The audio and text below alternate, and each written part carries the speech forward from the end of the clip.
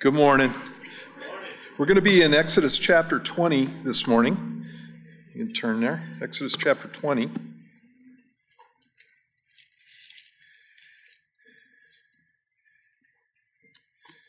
we're going to start in verse 12. Why don't you all stand and we'll go through and read it.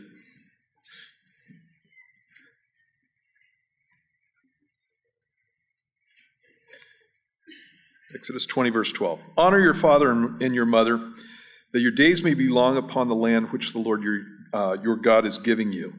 You shall not murder. You shall not commit adultery. You shall not steal.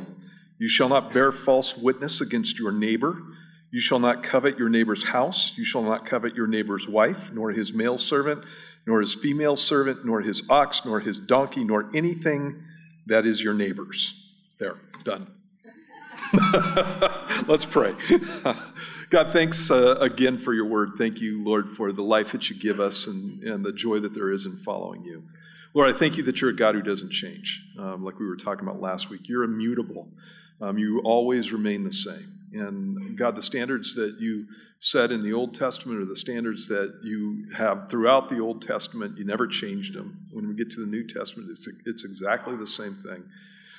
There is righteousness, and it looks like something. And so, Lord, as we're talking about having our lives changed and becoming more like you in our thinking and in the area of our mindset, Lord, we just pray that you would help us to begin to walk like you and to have the same heart that you do towards the things around us. And we ask this all in Jesus' name. Amen. You can have a seat. If you weren't, actually, we're pretty full this morning, and so some of you weren't here last week, right? Yeah. Where were you? You were off with family or something? Raise your hand if you weren't here last week. Oh, my goodness.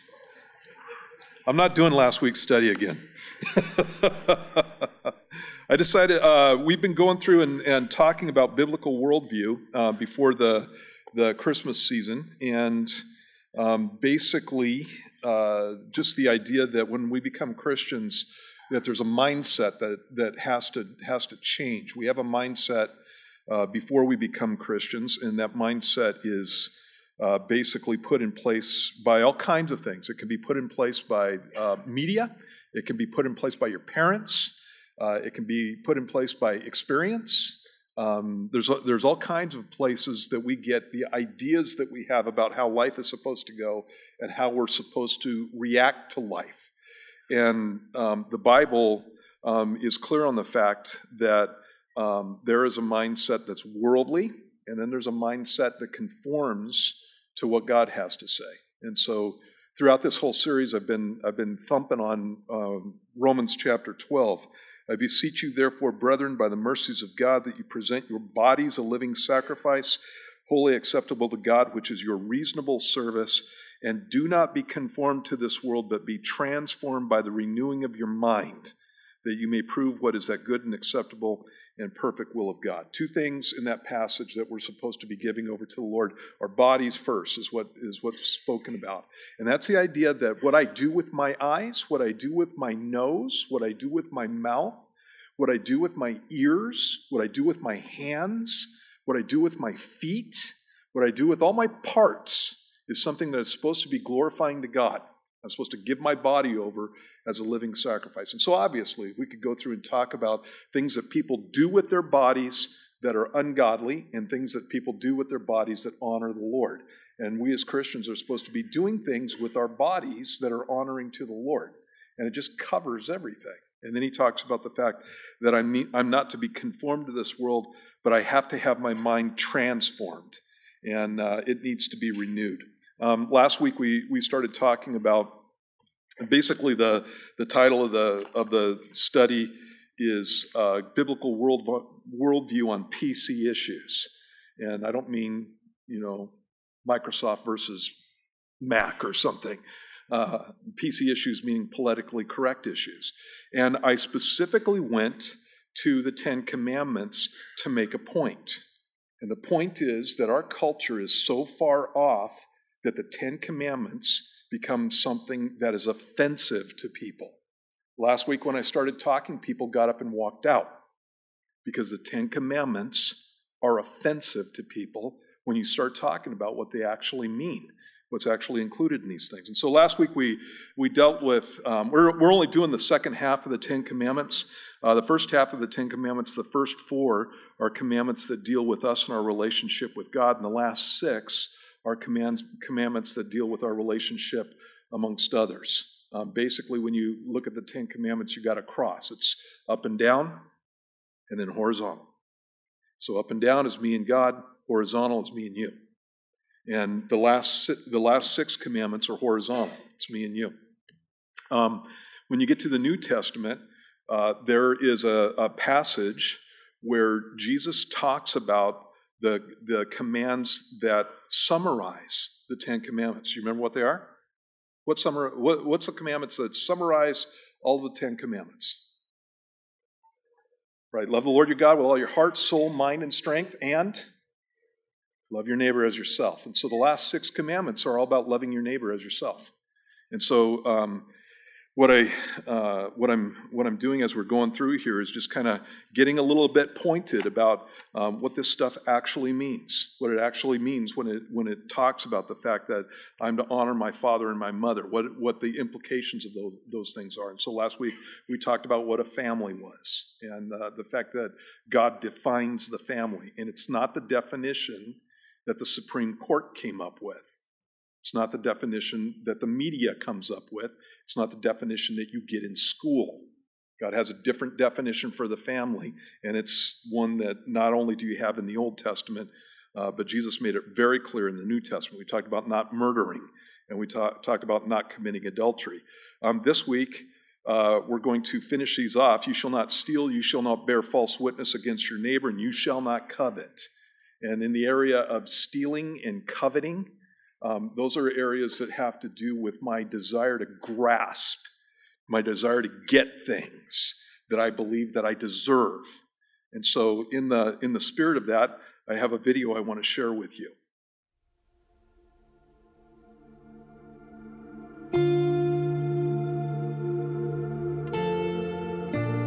I was at church one day, and the speaker that day was different. I just sat there with tears in my eyes, learning about this ministry that was revolutionizing the planet. I'm talking, of course, about Millennial International. The need is enormous.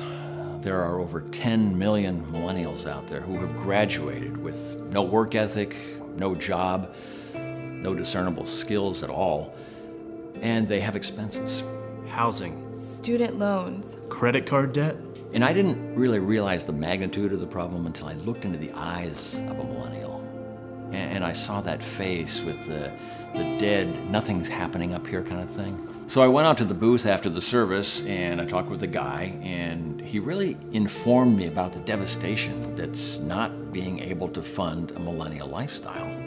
Core Power Yoga, Birchbox for men. I looked over all the envelopes, and my heart was really touched when I saw this one particular fellow that I just had to get more information about him. He was Declan from Beverly Hills. I am an aspiring photographer. I graduated college with an art degree, so obviously that puts me at a disadvantage. Volkswagen Jetta lease, Beard wax. Spotify Premium. In his last letter, he wrote to me and said that his weekend was, how did he put it? Totes lit fam. Literally have no idea what that means. Spin Cycle membership. Pet food for my rescue dog. Uber's home from a pub crawl. A typical sponsorship program costs $29 a month. Millennial International is actually $2,900 a month. Yeah, it seems expensive at first, but when you see the need, it is so worth it. Trunk Club subscription. Essential oils. Annual pilgrimage to Bethel Church. It's the same as a traditional sponsorship program, except instead of getting, say, a soccer ball for his birthday, he's getting an Audi. Am I capable of having a job? Sure, but I just feel like maybe employment right now would just kind of be stifling my creativity. Through the sponsorship program, they actually set up a chance for us to meet each other in person. I brought him an apple pie that my wife had baked for him, but I totally forgot he's gluten-free. so we couldn't eat it. I mean, obviously, I've seen Food Inc., so I don't eat the traditional meals like everybody else. For breakfast, I usually do like some kombucha juice. He really didn't have much energy that week, and it turns out, he was on a juice cleanse. And I wanted to respect that. My wish for Declan, that he would realize his potential in life, that he would be better, achieve more. I've been getting blue ribbons and participation trophies my whole life. What do you expect? For me, if it wasn't for the program, I'd have to get a job. Or worse, start a GoFundMe. Many of these kids in traditional sponsorship programs are fighting diseases like malaria, pneumonia, tuberculosis. And these millennials have the same struggle. Peanut allergies, pollen sensitivity, lactose intolerance. Kids in Africa are getting typhoid. Declan was recently diagnosed with tennis elbow. I was originally paying vision and eye care insurance for him, but it turns out his eyeglasses weren't even real. To me, you can't put a price on friendship. Join me in sponsoring a millennial today and help us. Help us. Help us. Help us live the lives we portray on Instagram.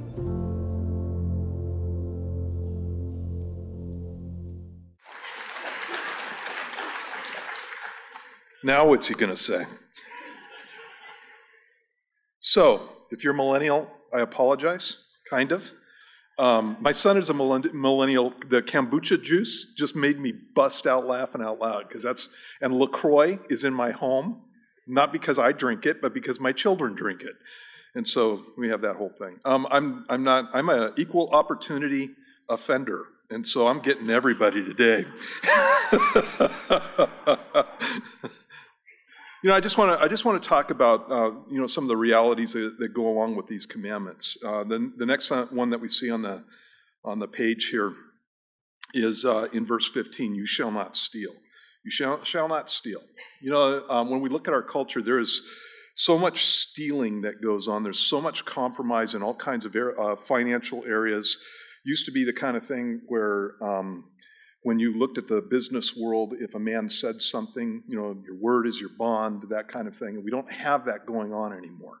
There's a real degradation as far as integrity goes and as far as honesty goes. You know what the number one type of theft is? It's employee theft. It's employee theft. When you look at stealing, and one of the things I need to tell you before we even get into this, a lot of the stuff that you just saw on the screen was stuff that I grew up with. I wasn't a millennial, but a lot of the attitudes that come from being raised in a poor family. There's a lot of entitlement that people are taught, and that's something that I grew up with. A lot of excuses for not going out and getting your own job or making your own money or doing that kind of thing. I've got a hard life. I've had a hard time.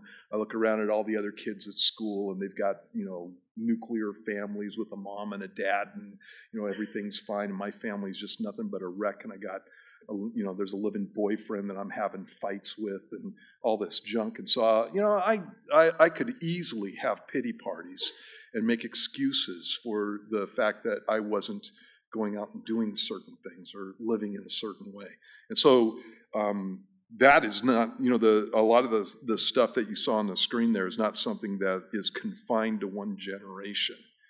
It's something that is pervasive in our culture. And I was one of the few in my high school that had a family life that was like that. And nowadays, most people have family lives that are like that. In fact, when you have a nuclear family with a mom and a dad, and and sisters and brothers, and nobody's doing drugs and that kind of thing, that is few and far between. That's unusual, and it wasn't like that again when I was a kid. So you have this whole issue with stealing, and many times I was just actually I'm getting ready for the prophecy update, and so I was looking on some issues with stealing, and there are people who have attitudes towards stealing where they only steal, for example, from large corporations, because large corporations have the money, and it's not a big deal. They can afford it.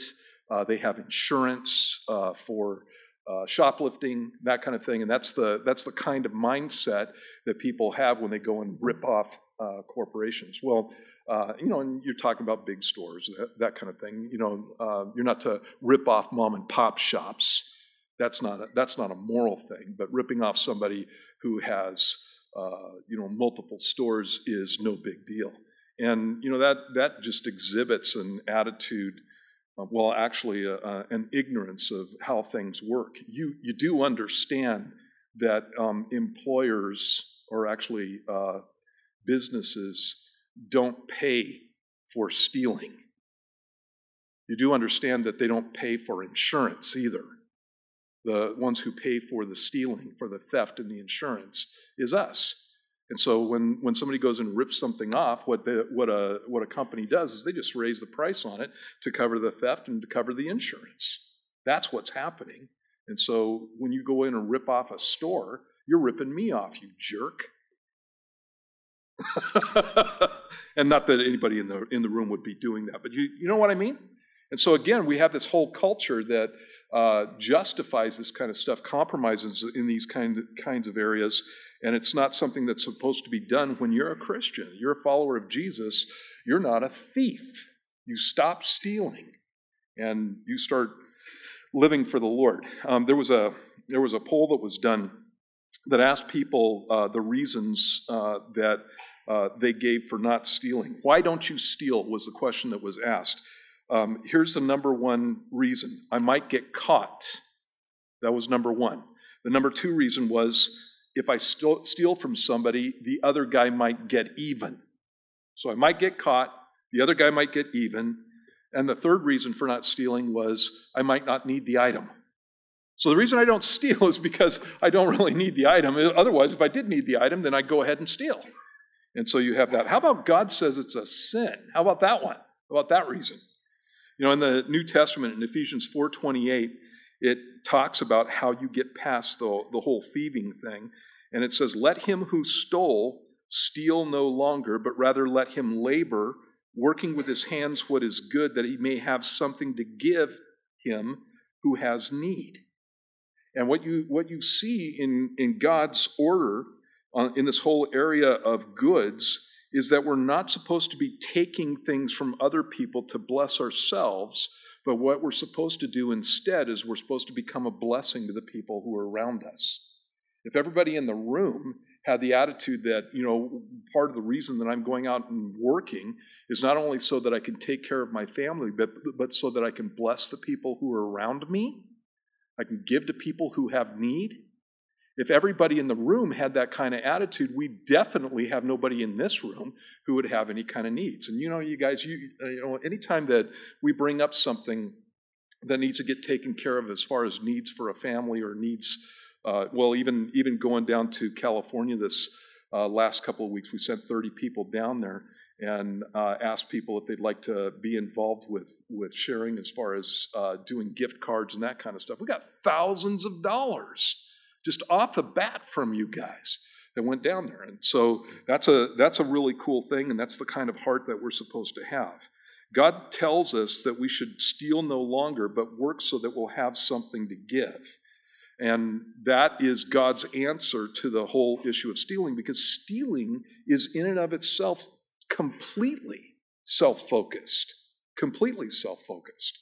And so again, when I become a Christian, one of the things that's supposed to happen is I'm supposed to get my mindset off the attitude that I deserve and I need and I want and I, and I need to start thinking about the other people who are around me. And if I had that kind of mindset, I would never rip anybody off, because why would I do that to somebody? Jesus said, do unto others as you would have them do unto you. How many of you love it when people rip you off? Raise your hands. Yeah, nobody loves that. And in fact, the whole get even thing, that was my attitude. Somebody rips me off. If I ever found out that they ripped me off, I'd go get even. And they would pay. And they'd pay big time, was my attitude. If I found out. A lot of times I didn't find out. And I'm talking about before I was a believer, obviously. One of the things that needs to happen when you become a Christian, if you've had this kind of attitude, this kind of lifestyle, you got a bunch of stuff in your house that's not yours. The Bible talks about the fact that when you become a Christian, what you do is you make restitution. You make restitution, and it's the idea that I pay back what I've taken from other people. And it's an important concept. It's an important thing to be doing as a believer. One of the well, you know what? That's just number one. If you're going to walk with God, if you've ripped people off, then you need to go and pay it back. You need to go and give it back to them. You need to take care of your debts. You're not to owe any man anything, but to love one another. That's number one. Give it back. In fact, the Bible says that when somebody stole, and a little bit later on in this passage, it talks about the fact that when somebody stole, they would have to pay back double. And so they didn't have prisons in ancient Israel. They didn't have the prison system like we do. When somebody got caught stealing, they didn't cut their hands off or anything like that. That's in Muslim countries. In the Bible, what they made them do was pay back double what they stole. And depending on the time they stole it or the value of the thing, sometimes they made them pay back 4 times what they stole. And that's an incentive not to be ripping people off. If every time I rip off a TV, I got to pay back 2 TVs, And here's another thing. You rip me off and you get caught, I'm blessed, man. Because I get double what you took from me. That's awesome. I like that. Come and rip me off. I'm going to have video up all over my house and stuff so I can get you, so I can make more off you. In any case, what we're supposed to be doing is making restitution. And restitution is not just apologies. Before I became a Christian, man, I stole your iPhone. And so I just want to come and I want to apologize and tell you that I stole your iPhone. I'm really sorry. And the guy goes, oh, okay, that's cool. You're really sorry. Can I have it back? No. What is that? And so restitution needs to be happening in a situation like that. When you get to the New Testament, one of the guys I like to talk about when I talk about how Jesus worked in people's lives as far as drawing them to the Lord, he came up to a guy named Zacchaeus. Zacchaeus was a tax collector, and the Bible says he was a little guy, and so when Jesus was coming by, he couldn't see, so he climbed up into a tree. He's looking down from a tree as Jesus is walking by. He looks at Zacchaeus, and he goes, Zacchaeus, I'm coming to your house tonight for dinner. And Zacchaeus was just blown away. He got all his friends to come, and while Jesus was there at dinner, it doesn't even say that Jesus talked to him about his issues. Tax collectors were notorious ripoffs. And so they would take taxes for Rome, and Rome let them know that if you wanted to tax some stuff on top of your taxes to make wages for yourself, you were allowed to do that. And these guys would be the richest guy in town and the most hated guy in town. They were notorious ripoffs. And so what happens in that dinner is they're in the middle of the dinner, and all of a sudden Zacchaeus stands up and he talks about the fact that he's going to pay back 4 times anything that he's ripped off from people, anything that he's stolen from people.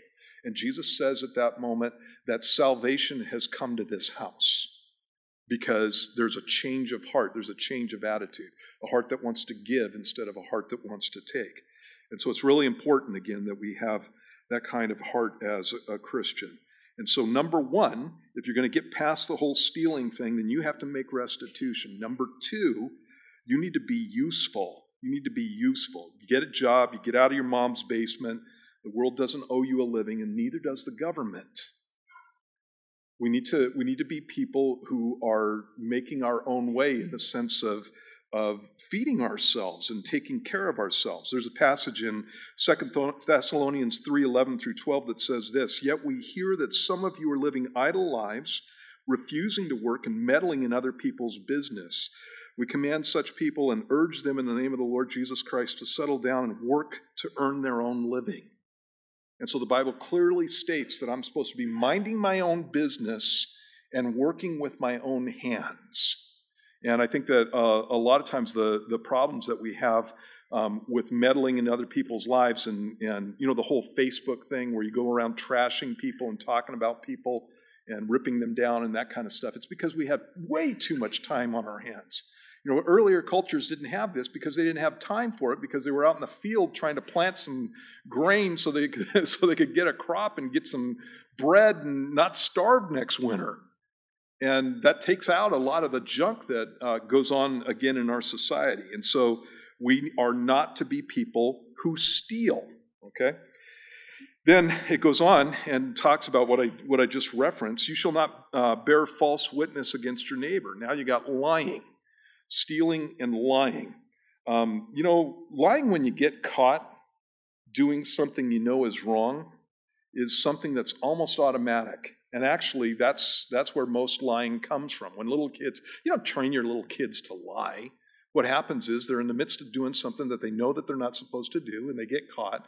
And so the natural reaction is to say, no, I didn't do that. Did you take a cookie out of that jar? No, Daddy, I didn't take the cookie. And it's like it's either the kid or the dog. And the dog can't open the jar. And so, you have those kinds of situations. There are times when it's hard to tell the truth because you don't want to hurt feelings. I've had some issues with this since I got married. There are things that my wife has said to me that I just don't know what to say. I don't know how to answer it.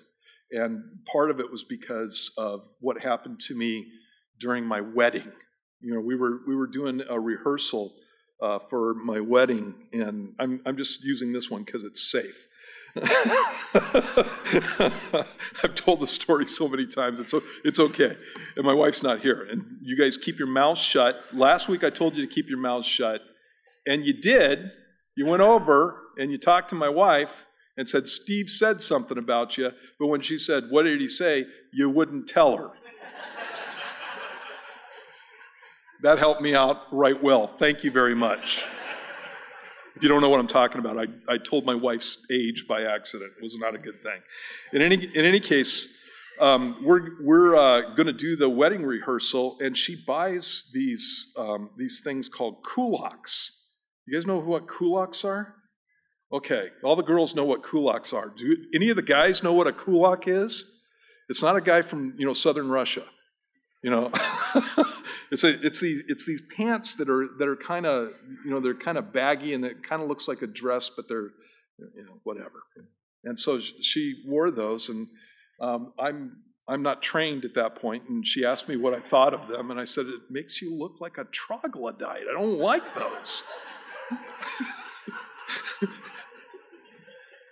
She's never forgotten that, and so she took it well. Bobby's got she's got a great heart and stuff, and she's put up with all kinds of nonsense from me over the years. But she took it well. But I knew really quickly that I had done something wrong, and my wife is not a guy, and I could say that to just about any guy in here, and they'd have no problem. I hate what you're wearing. It makes you look ugly.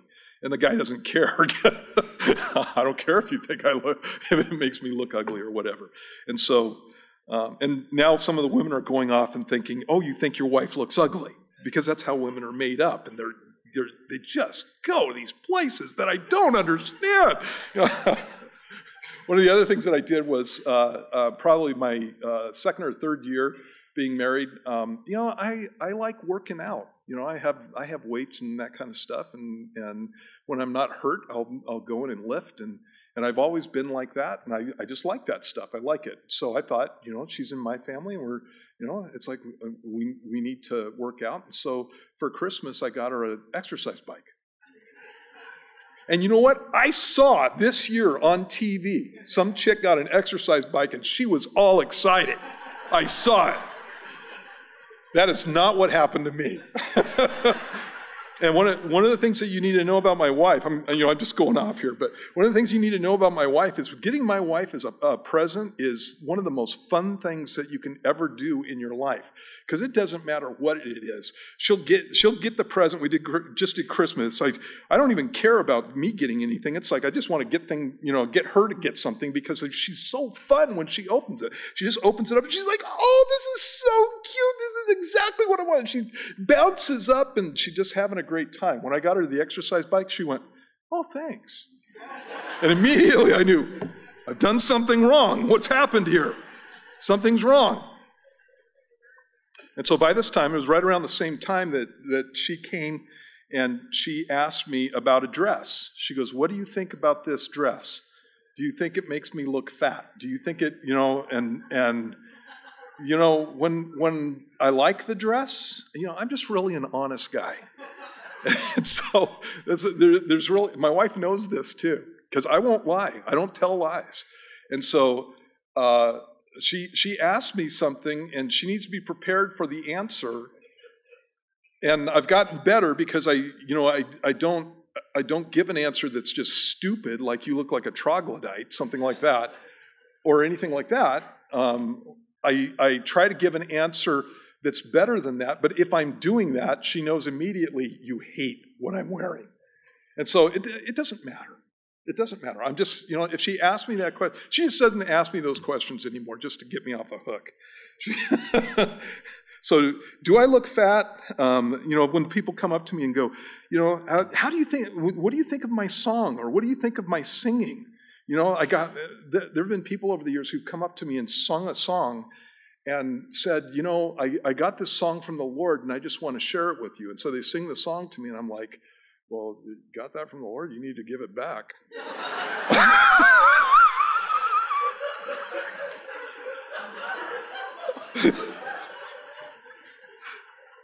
Are you really sure that came from the Lord? Every good and perfect gift comes down from... What do you say to that? You have a very distinct sound. Those are very interesting lyrics. Yeah. or you say things like, tell them I'm not home. Or somebody asks you if you did something when you didn't want to do it. And you said, oh, I forgot. Or you're late and you say, it was traffic. Or again, you walk up to somebody and say that you love their outfit when you actually hate their outfit. Or you say, glad you're called. I was just getting ready to call you. There have been times when that's actually happened with me. When somebody called me on the phone and I went, I was just about to call you.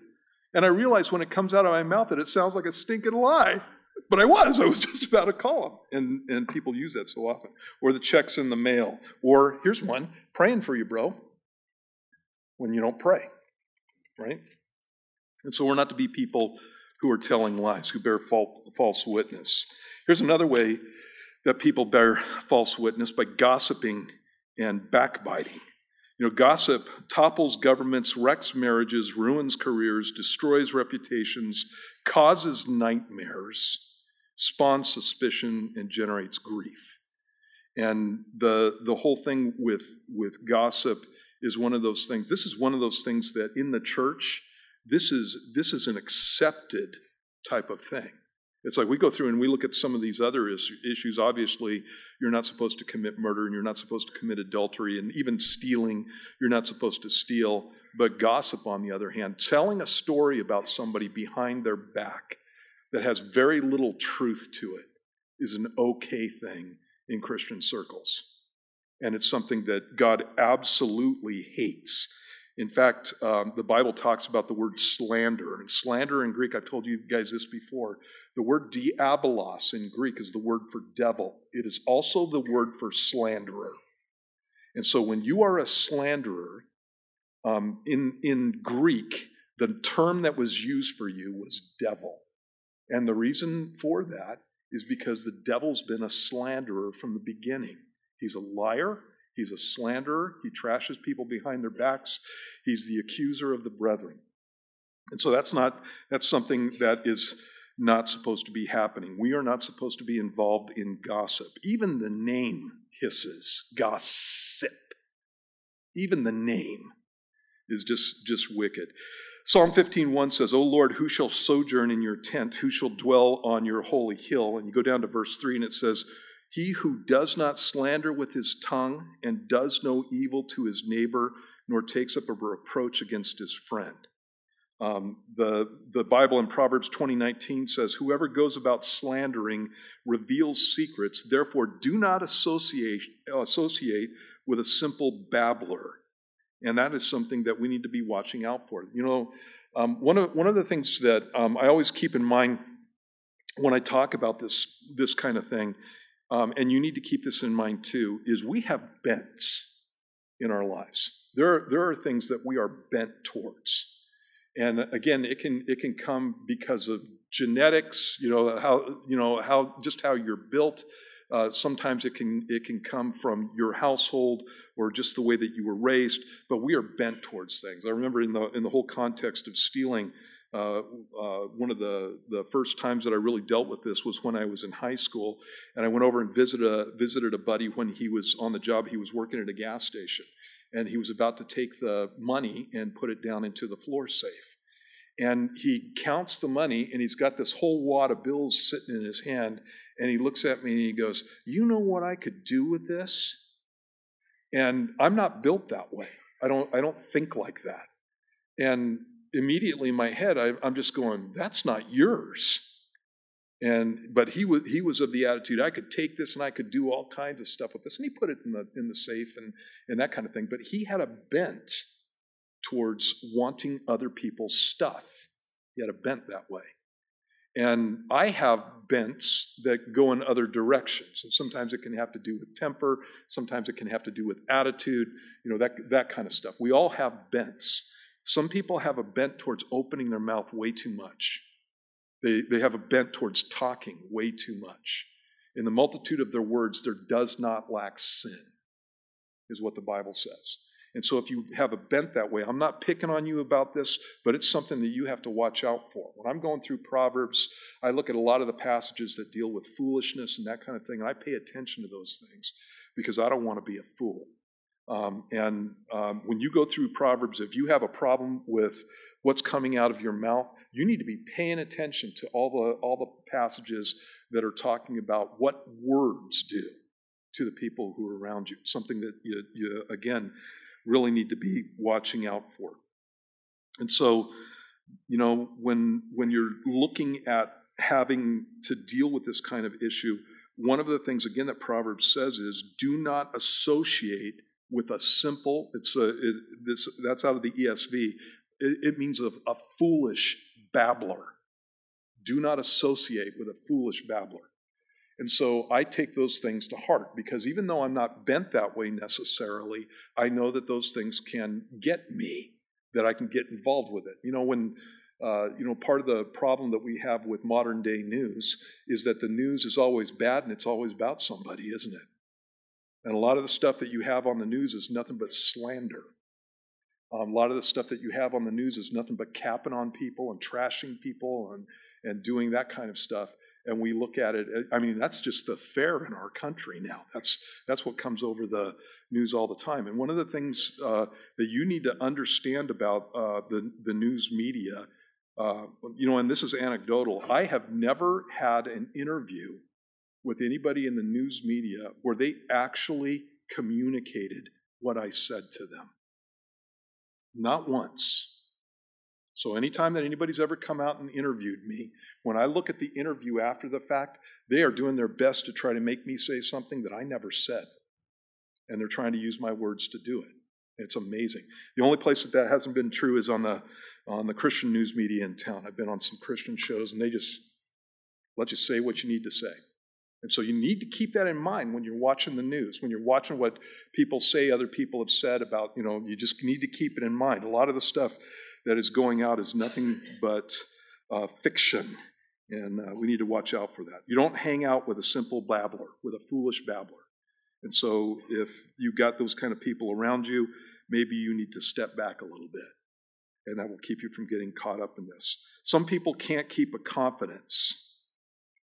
There are people that you don't want to say anything to that matters in your life because they can't keep their mouth shut. And again, you need to watch out for that. Lots of proverbs that deal with that whole thing.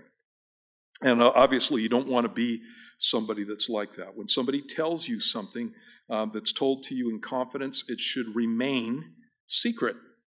And you should be able to keep it secret, especially if you're counseling with somebody. This is one of the things that is an absolute rule around here. You come in for counseling, we don't talk about you. You come in for counseling, everybody on staff doesn't hear about what your problem is. I have that happen all the time. People will come in, they'll talk to Mitch, and then they'll come in and talk to me about something, and they'll say, I'm sure that Mitch told you about, and I'll go, no, he didn't. He's never told me about it. And he would never, it's just something that we don't do. I don't even tell my wife your stuff. You come in and talk to me about your stuff, my wife doesn't get to know. We had some real fights about that when we were first married. Because people would come in and talk to me, and she'd want to know what was going on in my day, and she thought that she should be in on my counseling appointments on some level. And I've never done that, never. And actually, it's been kind of a cool thing, because people will come and talk to me, especially the ladies. When a lady comes and talks to me, she'll tell me some of the stuff that's going on in her life. Well, she'll go and talk to my wife and go, oh, well, I'm sure that Steve told you about thus and such. And my wife always goes, no, he didn't. Never said a word about that kind of stuff. And they're always blown away that that's the case. They think it's normal for people to pass on private information about other people. They think that's normal. That's messed up. That's messed up. That is not normal. That is not what the Bible says. It's normal out in the world, but it's not normal here. It's not supposed to be normal here, right? And so you keep your mouth shut about the things that people say about you. When you do that, people trust you. And if people don't trust you, there may be some of those issues that are going on. And so you need to watch out for that. Some people have said, I never repeat gossip, so I listen closely the very first time. Here's some acceptable ways that people gossip. Have you heard, or did you know this about so-and-so? Or I don't know if it's true, but, and then they'll go on with a story about somebody. Sometimes they'll do that in the context of prayer. Have you heard about so-and-so? Have you heard about what happened with us and such? That kind of stuff. I just want to bring this up for prayer. There have been times when, we do prayer stuff before we get into the studies on Sunday nights and on Wednesday nights. We do prayer requests. And there have been times when younger Christians have been in here and they've been talking about their husband or they've been talking about their wife in the context of everybody that's in the room and sharing things that they shouldn't be sharing. And I've cut them off in the middle of their sharing and saying, hey, you need to, it depends on what's going on. There have been times I've just said, you know what, hon, your husband may come here someday and you don't want him to know that we all know. That doesn't need to be happening. And so you have to watch out for this kind of stuff. It's really important that we have integrity in the things that we're sharing. When people come and share things with me, and this again happens kind of routinely. Sometimes I'll get letters in the mail about people in our fellowship, and if I'm getting a letter from somebody and they're trying to tell me a bunch of junk about you, I'll read the letter, and when I start getting to that, I just take the letter and I tear it up and I throw it in the trash. And when people call me and ask me, did you get my letter? I tell them what I did. Yeah, I did get it, and I got to this paragraph and I tore it up and I threw it in the trash. What are you doing writing me a letter and doing this stuff? Have you talked to that person? Have you dealt with this whole thing? Do you know that that's absolutely true? And I just don't mess around with that stuff. When people tell me something about somebody, one of the things that I'll say to them is, how do you know that that's true? Who told you? How does he know that that's true? Let's go talk to him.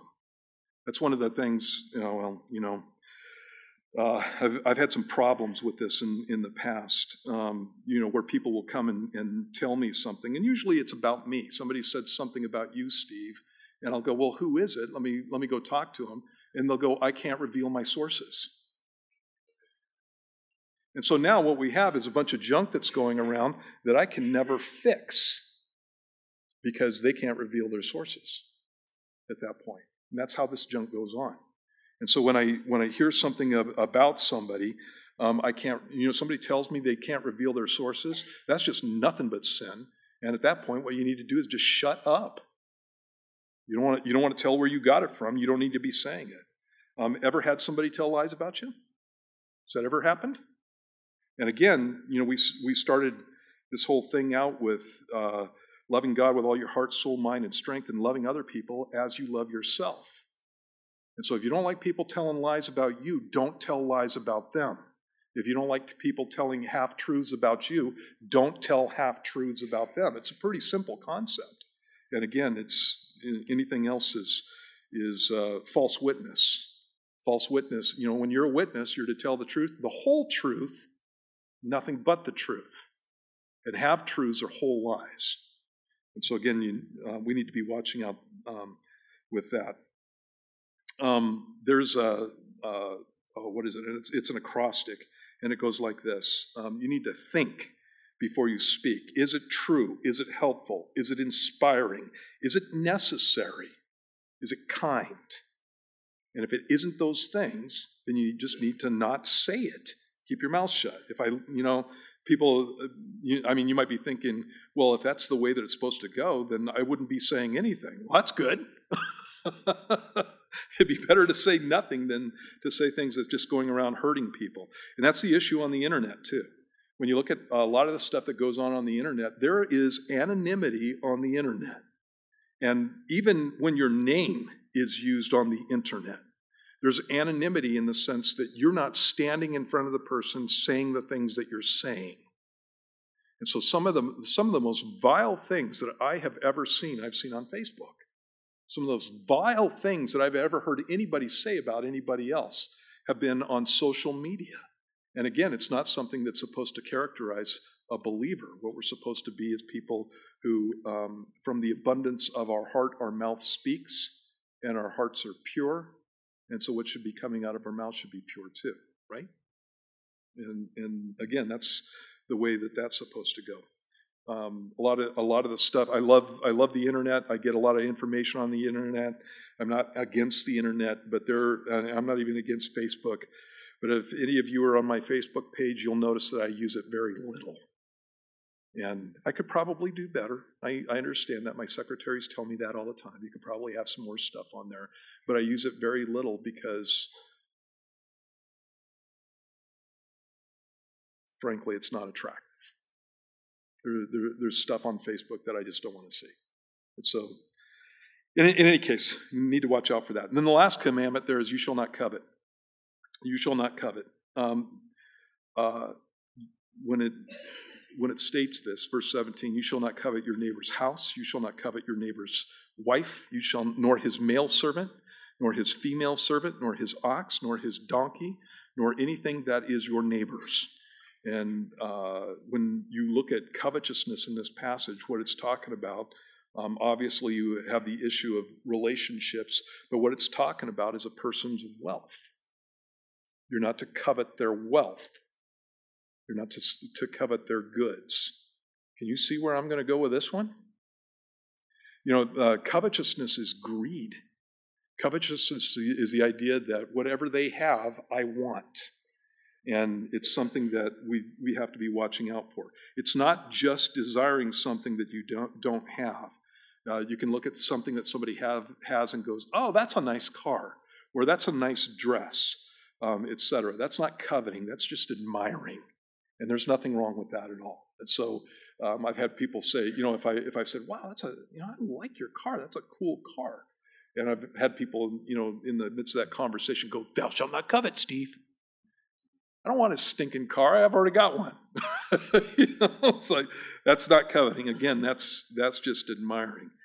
Covetousness has the idea behind it of being devoured by desire for something that you can't have, or something that you can never have. So, for example, thou shalt not covet your neighbor's wife. That's something that you can never have, or something that God hasn't allowed. And so, again, you have to watch out for that. It means to pant after something. It's kind of like a wolf panting, and they have a taste for blood, and they get consumed by it, and they just have to have it. They're obsessed by those things. The eyes look, the mind admires, the will goes over to it, and then the body goes out to possess it. And that's where stealing comes from, and that's where broken relationships come from because of covetousness. Here's another thing that's not coveting. Getting something that's exactly the same as something that somebody else has. And so I see your car, and I like your car, and I go out and get a car that's just like yours. That's not coveting. That's called copying. So again, that's not coveting. When people are coveting, what's happening is they've become obsessed with an object. They've become obsessed with a person or a possession. And covetousness, again, destroys lives. Judas destroyed his life because he wanted silver. And so he destroyed his life for a bag of silver, 30 pieces of silver. And obviously we see that. The Bible talks about in 1 Timothy chapter 6 that love of money is the root of all evil. This is how the verse goes. The love of money is the root of all evil, while some have coveted after it, have pierced themselves through with many sorrows. And so the whole idea of I love money and I want money, that kind of thing, I want to be rich, is again something that we need to be watching out for. I came from a poor family. And so, a lot of times when we think of coveting, we think of people who, what time is it? 5 after, okay, thanks.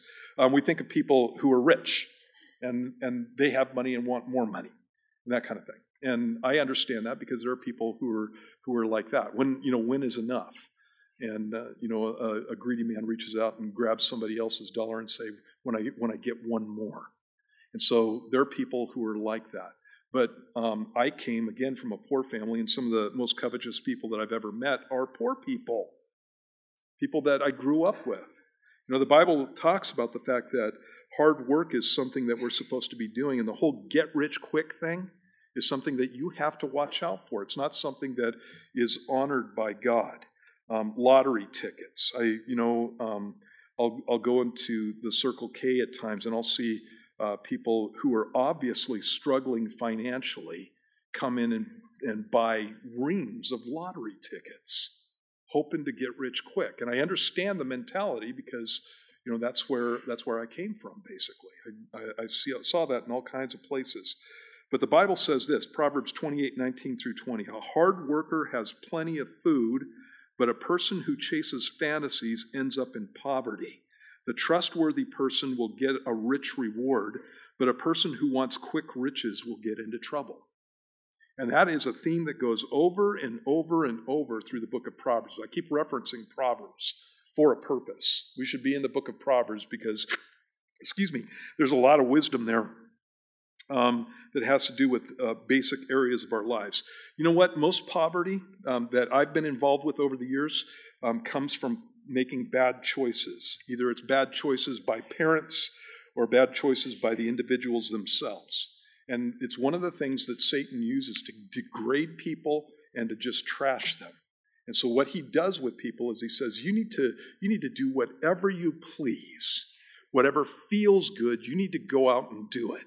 And then people buy into that, and they actually do that. And so they'll go, they have no faithfulness in their relationships. And so guess what happens to their relationships? They just get trashed. They have no faithfulness at work because whatever feels good, do it. And I don't feel like doing it now. I don't feel like working. And so what I'm going to do is be lazy. Then you get fired because of that whole thing, and then you don't have a job. And you go through and you look at life, the whole drug thing. That kind of situation. People get into drugs and that kind of stuff. The reason that they get into drugs is because it feels good. It's a vacation. And so over and over, what people do is they go through and they do exactly what Satan says in a certain situation.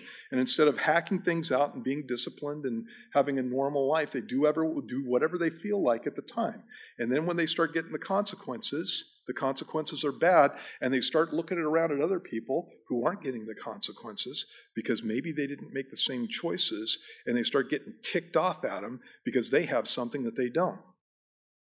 I had a guy, I was probably 31 years old, and I worked in construction, and I started off as a laborer, and then I became a contractor, did that whole thing, and I was down in Southern California, bought a small house in Southern California, bought me a big house when I came up here because the economies were different.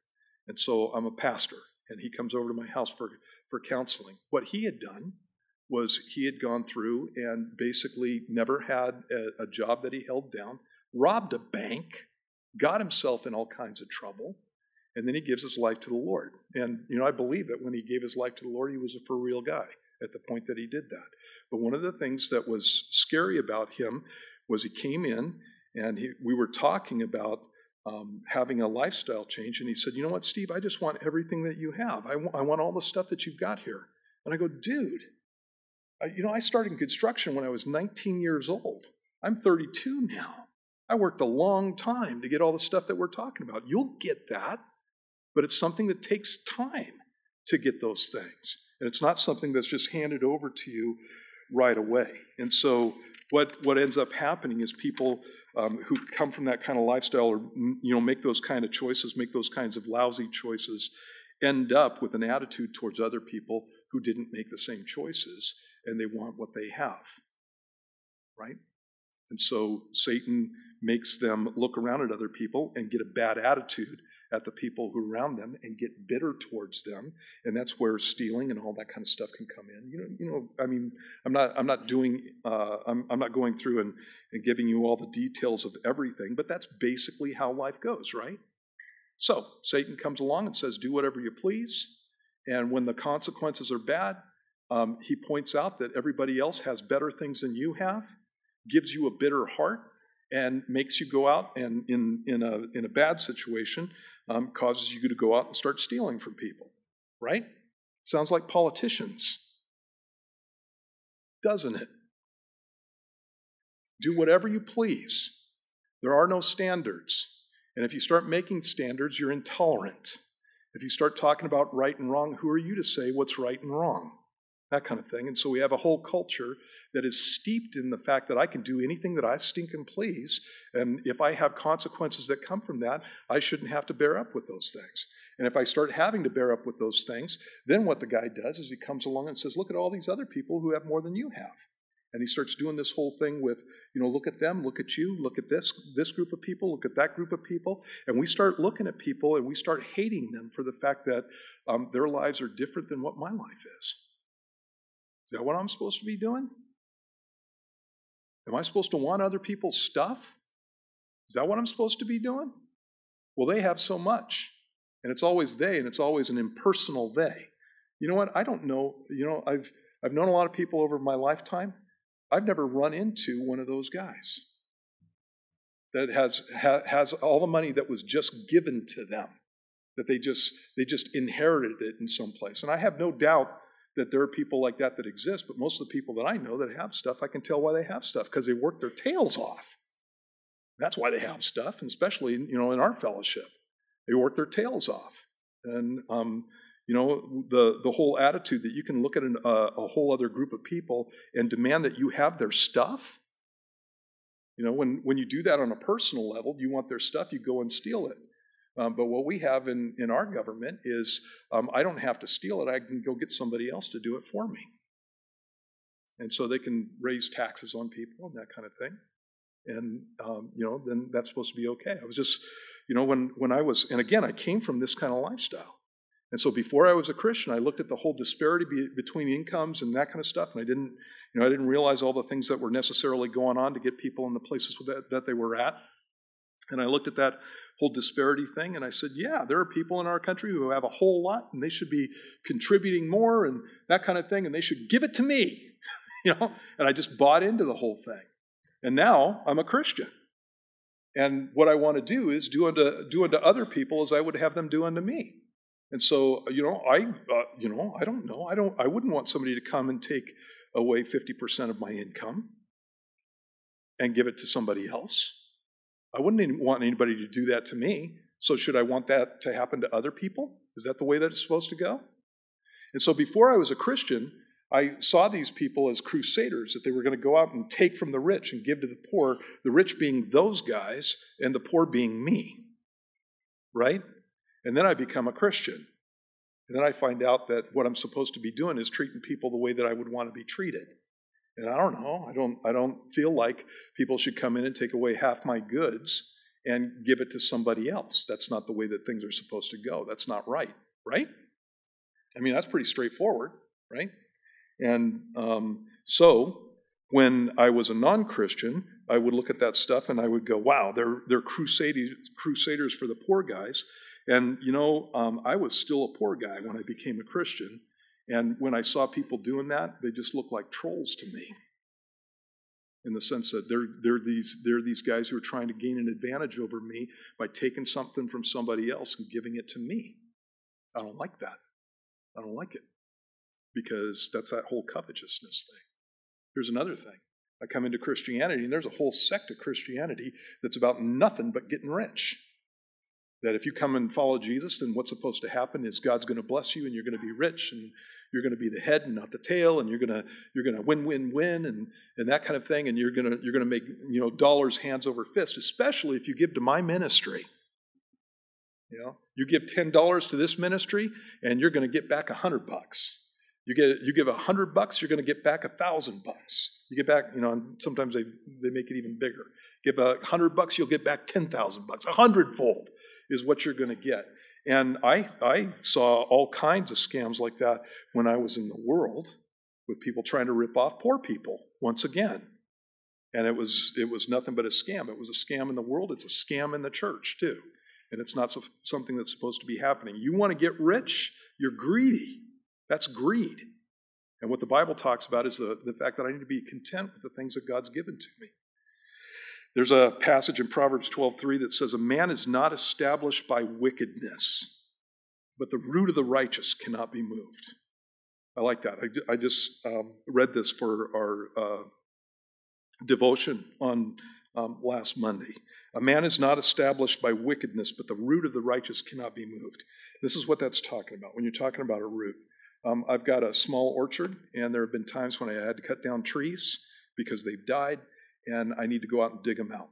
And so take a backhoe out there, and I'm going to dig the tree out. Some of these trees I water deep, and so some of these trees that have roots that go down deep, and they're big, they're thick. And so I would put the backhoe in, put the shovel in there, and there's a way that you can take it and lever it against the ground that's against it. And you can take that, you can just kind of tweak the edge of the shovel, and you can break up a root. And when a root is intensely thick and intensely deep, it's really, really hard to move it. And that's what your life is supposed to be like. And that doesn't come from get-rich-quick schemes and having an attitude where you can take from other people, that kind of stuff. Wickedness does not establish a man. It's the root of the righteous that can't be moved. And so we're supposed to be walking in righteousness. And so when you go through and you look at all these things, whether you're talking about the family or whether you're talking about murder, or whether you're talking about adultery, when you're talking about stealing, all of this stuff are things that we're supposed to be paying attention to as Christians. And our lifestyle is supposed to be something that's different than what the world has to say. I was just watching the news this week, and there was a congressperson that was talking about taking 70 to 80% of the wages of certain people. And again, I sat there and looked at that, and I went, there are people who are going to buy that. And they're going to go for that stuff, and all they're doing is taking. And that's not the way that's supposed to go. Here's part of my thing, and I'll quit, and then we'll go on. I can't stand giving anybody more than I would give to the Lord. So when I look at government, sorry if you're a waitress, my wife was a waitress. I always give at least 15%, but I don't like it. I think it should be 10. If I give 10, that's good. I should be giving you 9 because I give 10 to the Lord. And it should be the same thing with government too. Shouldn't be giving those people any more than 10%. They don't do anything decent with it anyway most of the time. They're just doing all kinds of nonsense with it. So anyway, I like giving to Jesus, because when you give to Jesus, you know you're getting a return on the thing. In any case, when you look at the commandments are not there to make you righteous, but they are there to shut your mouth. They aren't there to make you righteous. They're there for people who think that they're a good person. Because what God does is he lines up the standards against what our lifestyle is, and he makes us look at it. God, effectively, when you go through the commandments and somebody thinks that they're a good person, he goes, okay, well, come on over here. Let's take a look and see where you're really at. And, when you look at the commandments, again, I've gone through and been pretty pointed about these things, but when you look at the commandments, one of the things that you always need to remember is that there's only one person who ever kept them all, and that's Jesus. And the reason that we're going to heaven is not because we live this kind of lifestyle, although that needs to be happening as a Christian, but it's because Jesus actually lived that kind of lifestyle and then took the punishment for me not doing those things upon himself and made me right with God. So the commandments opened my eyes and they shut my mouth. The commandments are a school teacher that drive me straight to Jesus. Because when I look at some of these issues, you shall not steal. How many of you have never stolen? Raise your hands. 1, 2, 3. Are you lying? Thou shalt not bear false witness. There are some people that aren't bent that way, obviously. But bearing false witness, lying, gossiping, that kind of stuff, we've all fallen into that. And wanting something that's not ours, we've all fallen into that too. And Jesus is the one who takes care of our sin. We're going to do communion now, and let's just remember the Lord in that. Come on up, you guys. In 1 Corinthians chapter 11, when Paul was talking about the issue of communion, he talked about the fact that Jesus came and he paid the price for every one of us. He says, I received from the Lord that which I also delivered to you, that the Lord Jesus, on the same night in which he was betrayed, took bread, and when he had given thanks, he broke it and said, take, eat, this is my body, which is broken for you. Do this in remembrance of me. And in the same manner, he also took the cup after supper, saying, this cup is the new covenant in my blood. This do as often as you drink it in remembrance of me. And then he goes on and says, therefore, whoever eats this bread or drinks this cup of the Lord in an unworthy manner will be guilty of the body and blood of the Lord. But let a man examine himself, and so let him eat of the bread and drink of the cup. For he who eats and drinks in an unworthy manner eats and drinks judgment to himself, not discerning the Lord's body. So anytime we come to communion, one of the things that we're supposed to be doing is checking out our hearts, checking out our lives. So how are you doing with the Lord? We've been talking about having a worldview that conforms to what God has to say. Do you have that? And if you don't have it, it needs to change. And that is something that takes place through repentance. You just go, Lord, I don't want to be thinking like the world thinks anymore. I want to think like you think. I don't want to have their heart anymore. I want to have your heart. And obviously, there's some things that need to be happening. I want to say one more thing about the poverty thing, because I came from a poor background. A lot of times people are trapped in their sin because they have an out, and the out is not going to their family, and the out is not going to their church. They're trapped in their sin because they have an out, and the out is free money no matter what you've done. And when you come into a church, the Bible talks about the fact that we're supposed to be given to people, right? So that's what we do. But when somebody comes to you and asks for help, do you have a sit down and talk with them and go, hey, dude, what's going on in your life? What's happening with you? Why is this going on? Are there things that need to be changed? And we do that with people. The government is no good at that, you guys. And so I used to be a welfare kid, and I have never taken a stinking penny from the government since I got out on my own. And the reason is because it's nothing but a mess. And it's not how God designed it. We're to be taking care of people who are around us, but it's a whole lot better when we're the ones taking care of the people who are around us. When it's a one-on-one thing where I'm dealing with somebody who's standing in front of me. Because if they're caught up in drugs, I'm going to be talking to them about their drug issues. And if they're caught up with a bad attitude towards work, I'm going to be talking to them about their work issues. This is not going to work. And that kind of thing. And I'm gonna be actually ministering to them instead of just passing out dollars. And that's what God wants from us. In any case, when we look at the way that Jesus treats us, he sees us in all our sin. He sees us in all our failure. He sees us in all the situations where we've made bad choices. And he brings us into a relationship with him.